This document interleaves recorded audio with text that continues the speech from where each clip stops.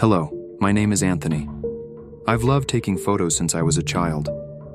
As the years went by, I realized I could turn my passion into a way to earn money, which of course was a welcome thought.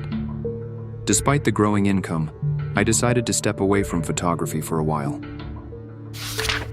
After one particular incident, picking up a camera became unbearably difficult. It was an ordinary day when I was tasked with photographing birds and other forest creatures. The most intriguing part was that I planned to do it at night. Elena, the person who commissioned the photos, was a young woman, strict and demanding. Because of her demeanor, I didn't bother asking if she could wait until the morning so I could rest. When night fell, I dressed warmly, gathered my gear, and headed into the forest. After finding a good spot, I set up my tent, lit a small fire, and prepared my camera. I stepped outside the tent, leaving my phone behind.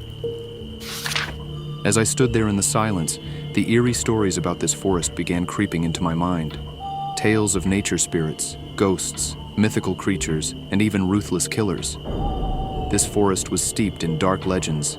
Some locals even whispered that the rake prowled these woods. I wandered through the darkness, capturing photos. Suddenly, I remembered Elena's specific request. She wanted pictures of birds in a nighttime setting. Frustration bubbled up.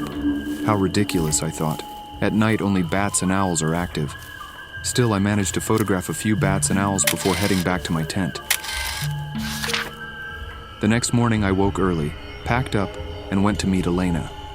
She carefully reviewed my photos, a pleased smile spreading across her face. "I'll tell my friends about you," she said, sounding genuinely impressed.